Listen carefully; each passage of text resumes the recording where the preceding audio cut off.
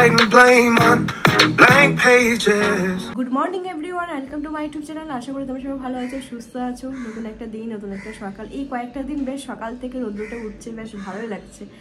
আর অনেক এখন ফ্রেশ হচ্ছে। আমি এখন খাবার তৈরি করব। আর আজকে সারাদিন কী কী হচ্ছে সব কিছু দেখতে থাকো, স্কিপ না করে। চলো আজকে দিনটাকে দারুণভাবে শুরু করি। টাটা। আজকে অনেক দিন পরে লেবু জল খাবো, আমার আর অনেকের জন্য। অনেকদিন পর লেবু জলটা খাওয়াতে ভালো। আমার তো সর্দি লেগে গেছে, এখনো ঠিক হয়নি।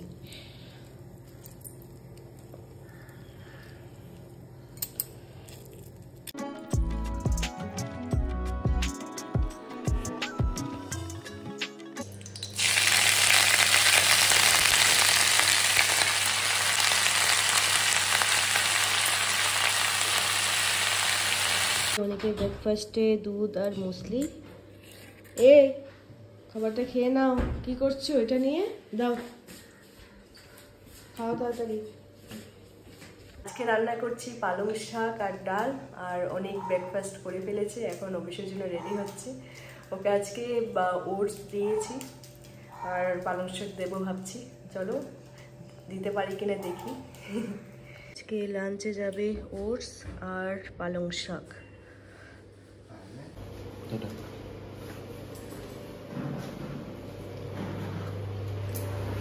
চাবি নিয়েছো তো?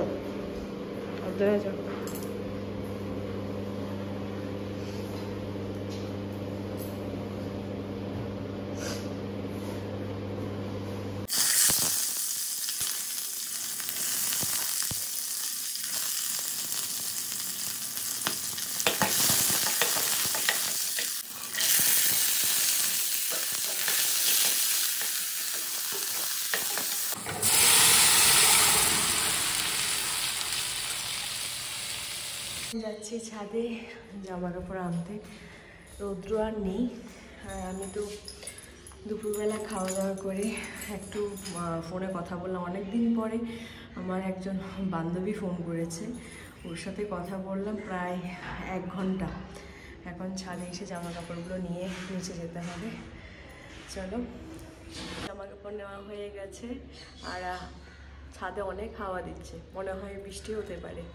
আর এখন নতুন করে সিস্টেম চালু করেছে এই ফ্ল্যাটে, নিচে তালা দিতে হয়, ছাদে আসলেও তালা দিতে হয়।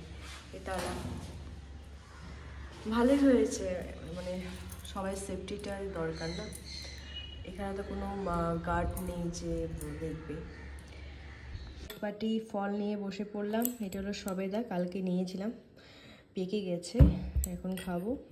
আর অরেঞ্জ।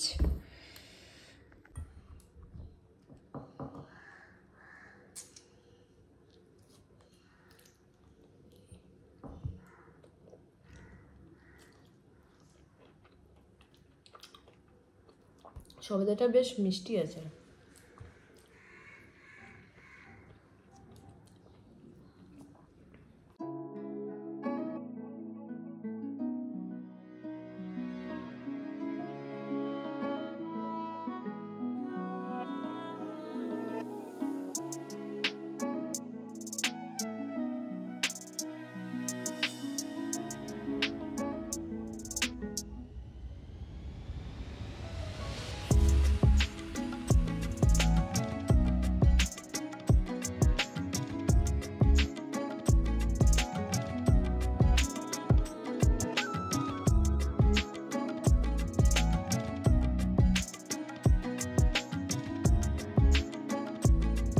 আজকে তো বিকালবেলা তোমাদেরকে বলেছিলাম এত হাওয়া দিচ্ছে, আর আমার সন্ধ্যাবেলা থেকে খুবই ঠান্ডা লাগছিল, জানি না কেন।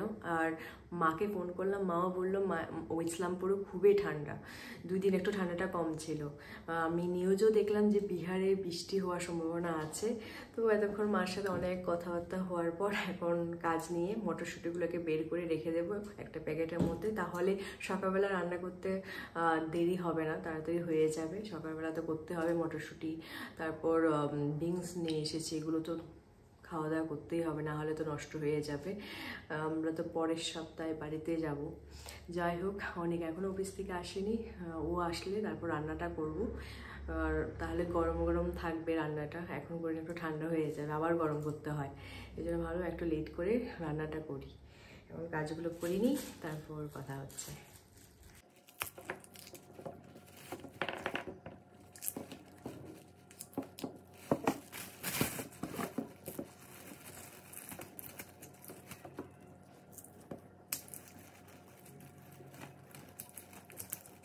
সো আমার মটরশুঁটি বের করার কাজ কমপ্লিট। এবার এখান থেকে একটু একটু করে প্রতিদিন রান্না করব। এখন রান্নাটা বসিয়ে দিই, না হলে লেট হয়ে যাবে।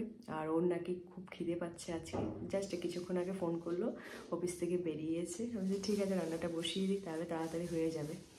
চলো, এখন রান্না করবো ডিমের কারি। কড়াই অলরেডি বসিয়ে দিয়েছি, একটু গরম হচ্ছে, ডিমটা একটু ফ্রাই করে নেব।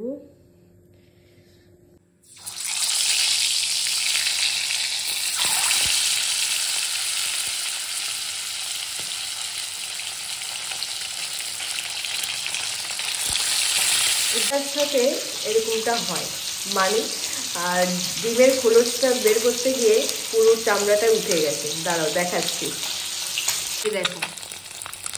এই জিনিসটা কার কার সাথে হয় অবশ্যই কমেন্ট করে জানাবে, আমার সাথে তো প্রায়ই হয়।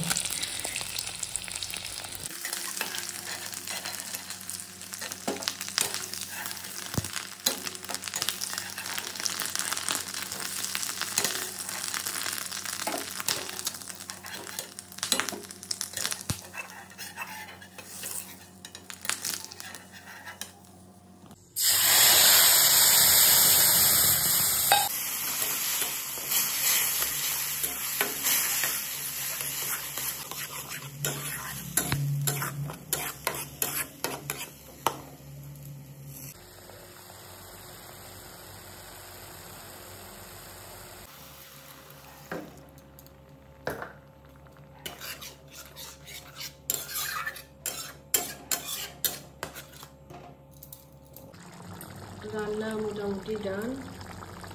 খাওয়ার সময় খাবারটা একটু গরম করে নেব। ডালটা আর ভাত রয়েছে, এখন ডিমটা হয়ে গেছে।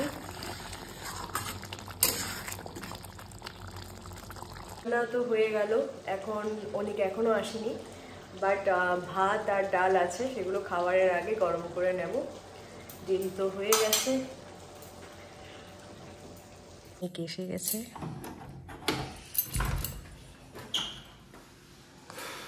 কি অবস্থা?